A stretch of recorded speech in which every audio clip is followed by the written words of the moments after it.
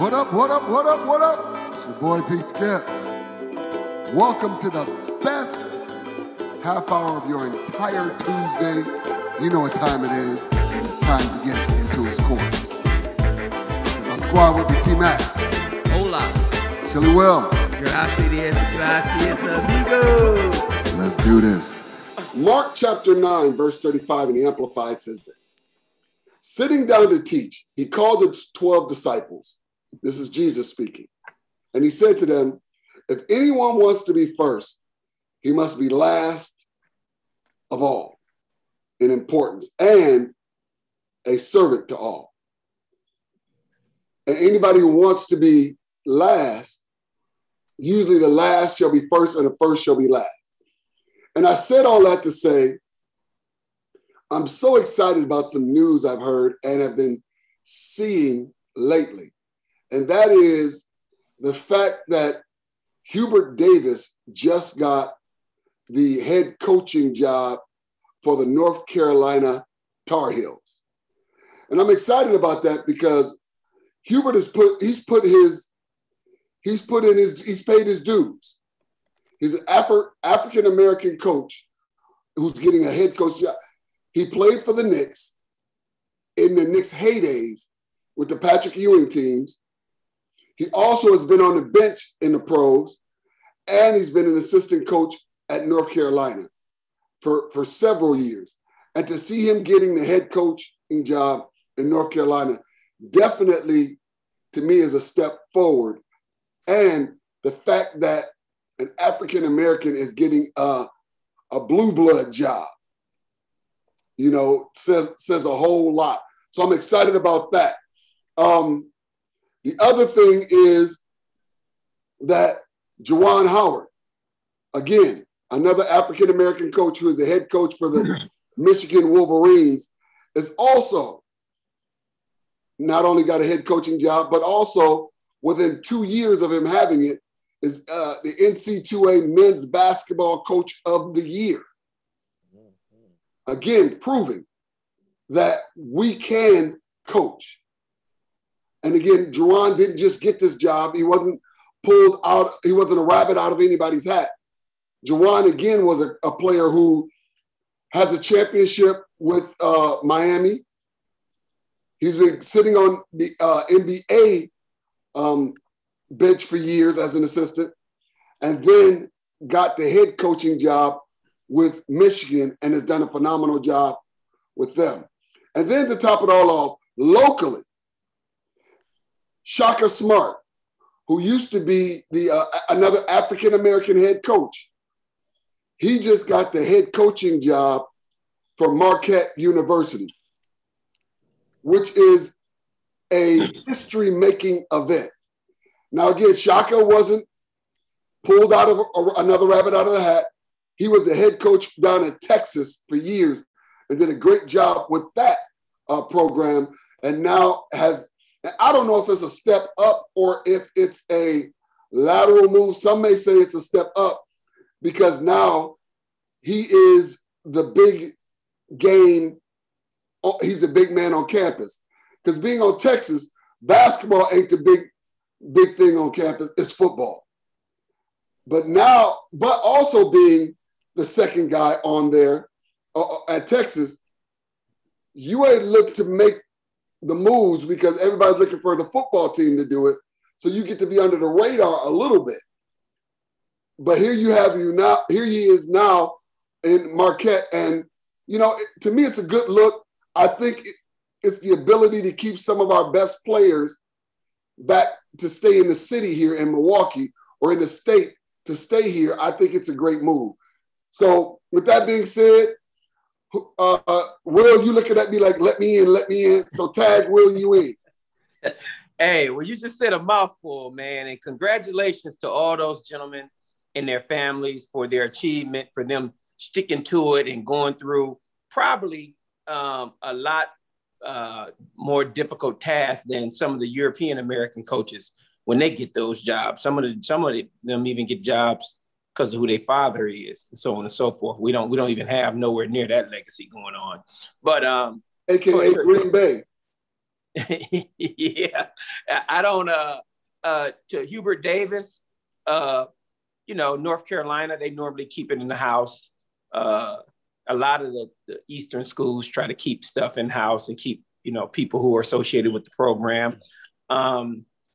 Juwan Howard, outstanding job. I knew he would do a good job. Juwan Howard has just been a good player. He's been a good coach. He's been a good guy. I mean, he has passion for the game. So I'm not surprised about him having the success that he's having at Michigan. Now, the one that does surprise me is the Shaka Smart to Marquette. I probably said on this show before, one of the whitest events I've ever gone to in my life is a Marquette University basketball game. Right. I mean, it is so white. I mean, it's so white, you feel like I'm different. I mean, it's just a weird feeling. Like, should I be here? Like, should I even be here? It's almost like people saying you shouldn't be here, even though you're there. You shouldn't. You feel like you shouldn't be there. That you're not wanted there. That's right. The feeling I got, and I haven't gotten that feeling at a lot of places. I've been to some lily white situations, but Marquette University basketball, for them to hire an African American coach, it says a couple of things. One of the things it says to me is they're having problems recruiting. And a lot of these jobs are going to these African-American coaches because they're having problems recruiting, because a lot of the blue chippers are saying that either we're going to go to HBCU or we're going to go to a school that's coached by an African-American coach, or a coach that has professional ties that can help me get to that next level to the NBA. And you see a lot of that going on with Hubert Davis and Juwan Howard. One of the things that I did want to mention that got missed on this is that I talked about how the Tar Heels keep things in the family. A lot of the Eastern schools keep stuff in the family. That's not the case out West. And out West, I was pretty sure that Damon Stoudemire or the Jet might get the job at Arizona. They're alumni. They both played in the pros, just like Hubert Davis and Juwan Howard. They're close to the program. Even Damon Stoudemire had been coaching at another college. So I thought they would get that opportunity, but they didn't. They went outside. They got the assistant coach from Gonzaga, who I'm sure is a fine coach, fine young man. Congratulations to him. But it would have been nice to see. I really wanted the Jet or Damon Stoudemire to get that opportunity. Now, let me add this too, since we're talking about this. We've also seen 2 ex-professional football players go back to HBCUs on the football front, because Eddie George has taken over at Tennessee State to join prime time Deion Sanders at Jackson State. So these are some of the things that's going on with college football and basketball. But what it's telling me, because I'm somewhat suspect of these tech activities, what it's telling me is that the NCAA is going to change some of the rules where the kids are going to be getting paid now and some different things. So now the old European old man coach, all that, it's not going to be the flavor of the day. They're going to need something different. And that's one of the reasons why these opportunities are being given to African Americans. As you all know, in regular society, once African Americans get a job in a position, or everything changed, the benefits changed, how much the money get paid change, all of the perks change once Black people get those positions. So I'm a little suspect of this happening like it is, but in the same token, I'm happy for these brothers getting the opportunity. Mm-hmm. Yeah, I think I'm excited too. I echo, a lot of what Will said and what you said also, Pastor Skip, and I'm happy for all these guys. I mean, Juwan Howard was one of, the first people to commit to Michigan when they had the Fab Five and open up the floodgates for, Chris Webber, Jalen Rose, Jimmy King, other cat, Ray Jackson. There you go. Ray Jackson. And they've been jamming. And I've heard for a long time, I mean, New York always gets the props because they have the Rucker and all this kind of stuff as being a basketball hotbed. But Chicago has really, when I talk to, players, they really mention Chicago as having the most complete kinds of players. That said, Juwan Howard from the Chicagoland area, he brings a certain cachet, and his career, his coaching career, and what he's done with Michigan, kind of speaks for itself, culminating in his Coach of the Year honors, which I believe were well deserved. So hats off, to him. Hubert Davis was kind of an underrated player to me in his days. He had some hops. He was successful both in college and in pros, and it's really good to see that African Americans are starting to get a chance. All we ever asked for was the opportunity. You know what I'm saying? You know, don't have the door shut and you leaning on the back of the door. So if I'm trying to push it open, you leaning, get off the door. Hook, I can open it myself. So just give me the opportunity and I'll show and prove who I am and what I can bring to the table. And Shaka Smart, I think that in this Wisconsin area, as Will has stated, you know, this is this is one of the whitest states ever. And, you know, Marquette, I've been to a couple of Marquette games as well. My experience wasn't quite as unwelcoming because I went to a predominantly white high school. And, you know, so having that atmosphere was something that I was familiar with. And even at that time, I got a chance really to put my best foot forward into who I am. If I'm here, I'm going to make this as comfortable as I need it to be because I'm here or I ain't going. You know what I'm saying? So I didn't feel unwelcome. I just knew that, hey, this was an environment that has more of a white cultural vibe to it. But I went to Wauwatosa West High School. So roll out the barrel and the different songs and all that kind of stuff. I'm hip to all that. You know what I'm saying? Roll out the barrel. Okay, I'm cool.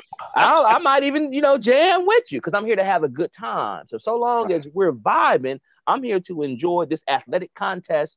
I'm peeping it. And if we win, I'm as happy as you are. So that was cool. That said, though, I think that the success that Marquette has had, when the championship we won, it was Butch Lee, a brother that led us to the championship, went to the Final Four, Dwayne Wade, a brother. So our greatest golden years of success have been directly attributable to Black players. So if the student body has a dearth of Black folks, but the athletic team has a preponderance of Black folks, hey, I know where the value lies, and I ain't got no problem communicating or translating to folks what that means. Even at Wauwatosa West, there was some, I'll say, activist conversations that I led.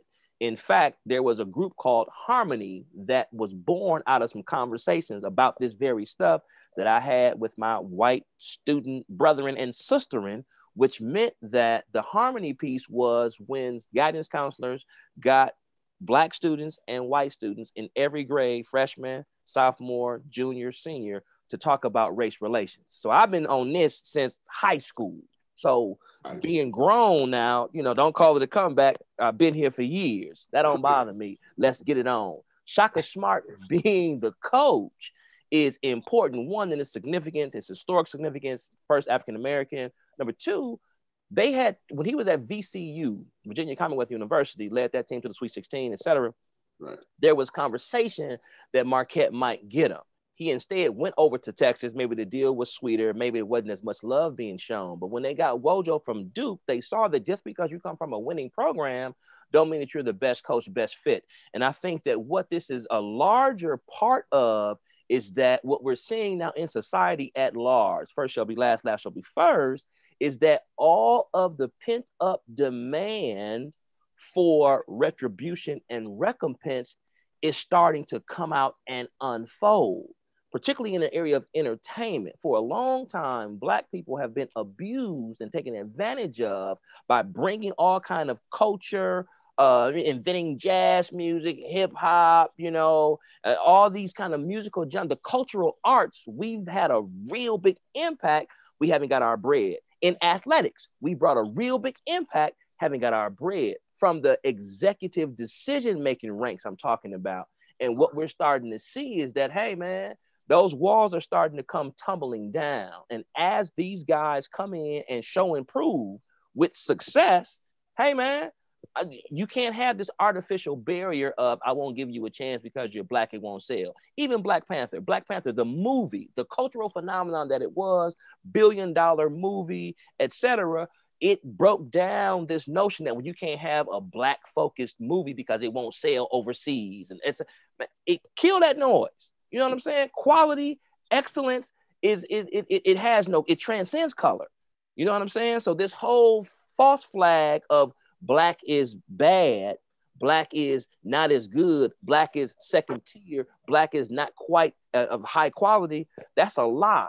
And as these guys get in here and they show and prove, they demonstrate that. The last piece I'll say on Shaka Smart, I'm excited because he has already said that he's going to make Milwaukee talent a focus of his. Milwaukee has had some great talent for some reason or another, some academic, some otherwise. They haven't been able to really go to that next level. But to have a father figure, a nurturing kind of guy who also has ties to the state of Wisconsin, being from the Madison area himself, I think that we could see a renaissance of athletics, basketball here. And with him being the coach there, he could also aid in some race relations. Last piece, Marquette University is going through some growing pains. I had a guest speaking spot there about a year or so ago talking about social justice. I did a keynote there with some of their student body. Their Black Student Union put that together. They asked for that. So Marquette is starting to recognize that, hey, we need to be a bit more amicable to our students of color, particularly the African-American population, because for a long time, we have had a reputation of being not so sweet to the Black student body. And so we are making steps. I think the Chancellor Mike Lovell, is really trying to put his money where his mouth is. And this Shaka Smart hire is one feather in that cap in that direction. So while it might not be a utopia, they appear to be moving genuinely in the right direction of saying, you know what, we got some areas that can stand some improvement. We're willing to make steps aggressively and deliberately in that direction. Yeah, you know, the saying goes, inch by inch, it's a cinch. Right. And you can see it's inching towards the right direction. You know, I think about, for us, we got 3 major colleges in our state. Mm-hmm. That's Marquette. You could say 4, but really 3. Marquette, Wisconsin, and Green Bay. You could add UWM as a 4. Yeah, we will. My alma mater, right on. We'll add the Panthers. Yes, indeed. I thought he was going to say UWM and not Green Bay. Well, only reason I said Green Bay is because they've made it to the Final Four in some things. Oh, okay. And so with that being said, I see that Marquette is doing what it takes to bring in and change the African-American or the race relations, not just race relations. Mm-hmm. But I still think there's a problem with Wisconsin. I still think Wisconsin has some major issues up there, and their academic standards are set so you don't get those great athletes because some of them can't do the academics or pass the test to play on Wisconsin. So Wisconsin will always be okay with getting in the dance, maybe doing good in the dance, but unless something changed dramatically for them, Wisconsin will never win the dance. They'll be satisfied with being very good, but won't be able to be elite until they're able to bring in those athletes.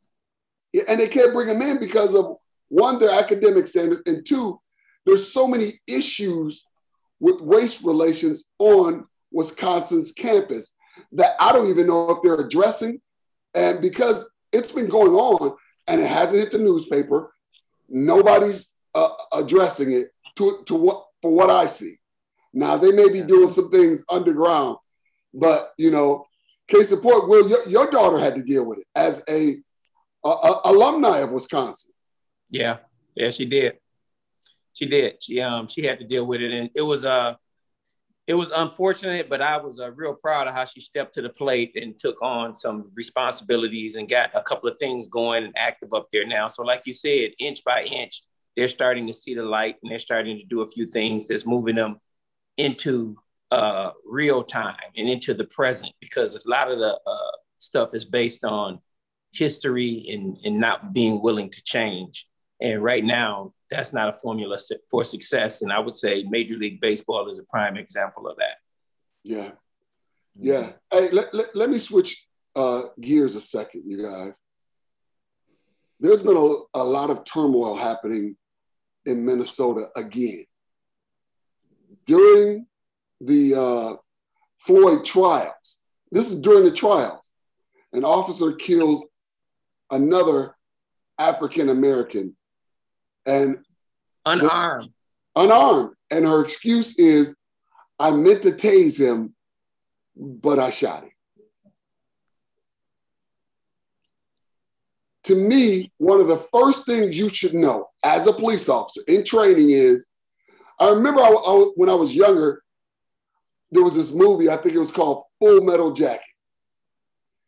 And they were training the Army members, and he said, this is my rifle and this is my gun.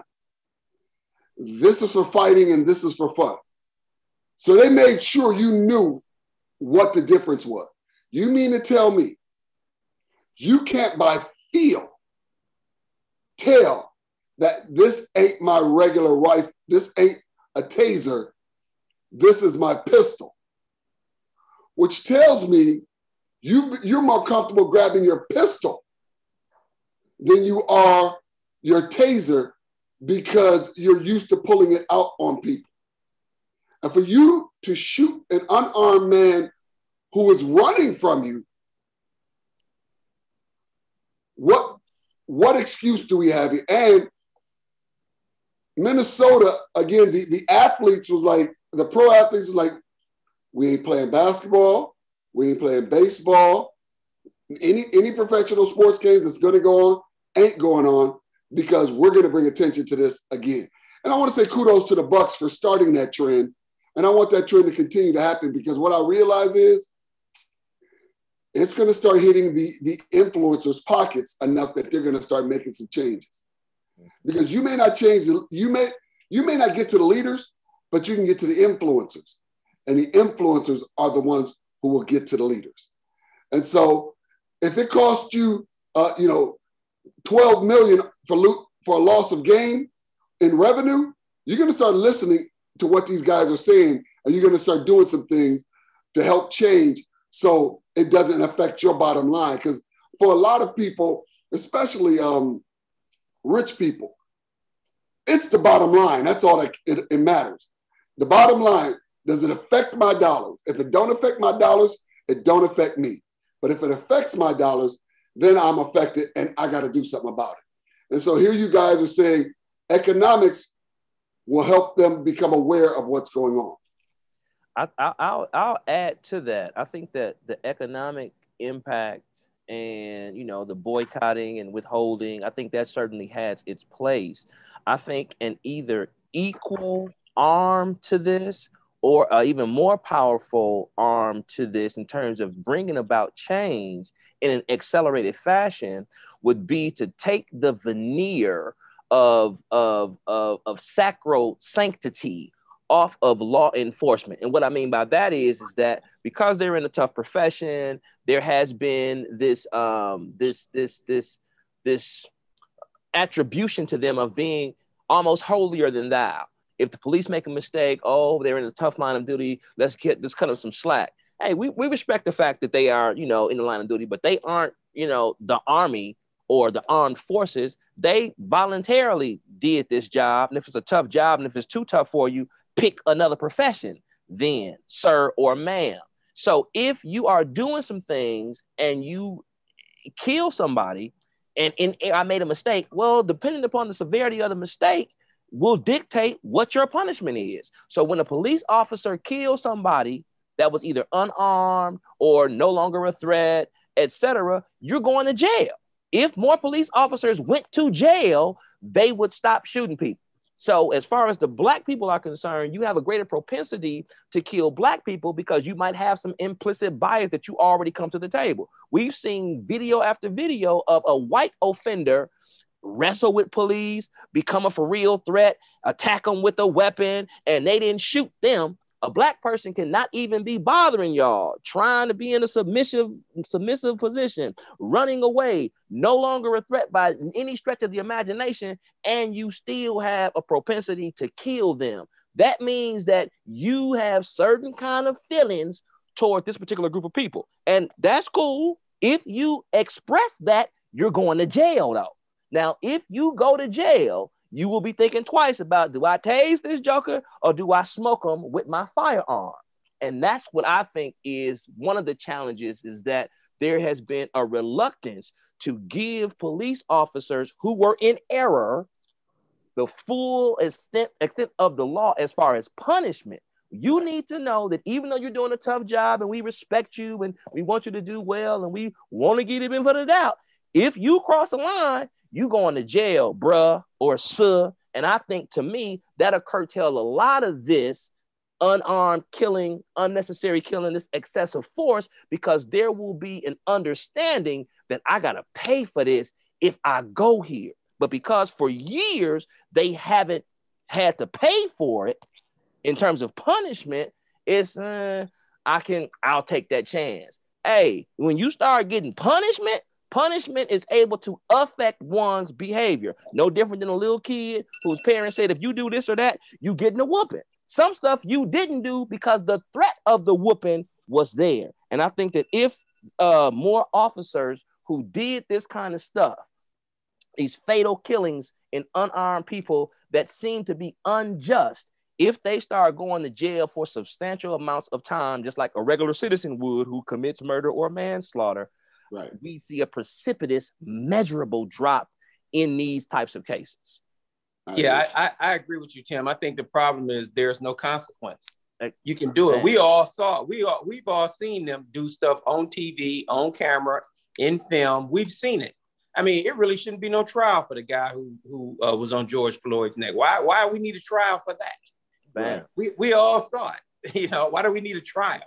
But these are the type of games we play as Americans, because a lot of times we want to protect the privileged. And what it comes down to now is that a person has to understand that, okay, if you accept a profession, whatever it is, a pastor, an Indian chief, a candlestick maker, there's some responsibility that come with that. And you also have the option to pick something else. Right. Amen. You had the option to pick something else. That with the taser, I mean, that's a lie. If I've ever heard a lie before in my life, that is it. Right. That's a lie. That ain't no, I made him. That's a straight up lie. And you know, another thing that this is showing me, and Tim, you mentioned the part about that they have a disposition towards a certain group of people. Also, it's showing me that they have a fear of a certain group of people. Like they're afraid of Black people. They have, why should you be afraid of Black people? Because y'all spend so much time demonizing them that now y'all believe that it's something that's inherently bad or violent about Black people. And these are the same people who nuked yellow people, exterminated red people, enslaved Black people. And you see what's going on on the border now with brown people. So it has something to do with a superiority complex, and it's something that needs to come to the forefront. It's a disease that white people need to deal with. Y'all not who y'all been saying y'all are, and the evidence is there by the amount of Black quarterbacks we got in the NFL right now, but by the fact that we have a Black president of the free world. So all of that inferiority stuff, that's just the argument you want to put together to keep yourself in power and in control. And I see that being chipped away at slowly but surely. And the main reason why it's being chipped away at is not because we're coming to a realization, it's because the numbers and the demographics is changing it. Right. Well, listen, I want to close with this statement. I think the biggest way to curb all this is if you kill somebody as a police officer, then you can be sued for your pension, and you can be sued, and your pension, your health benefits, all of that. Because when money comes into play, then it'll be different. And you're going to jail. Let me say this, Pastor. They just enacted some laws in the state of Maryland that speak to those type of things in law enforcement. And people are very upset, but they're hoping that this is a tidal wave that can go across the country. Because in Maryland, they say, we're not playing this no more. Yeah, the state we can't, as taxpayers, keep paying for your mistakes. No. You kill me and I also pay for you killing. Yeah. So, well, listen, another great show, fellas. I love the conversation. Meet us back here every Tuesday, same bat time, same bat channel.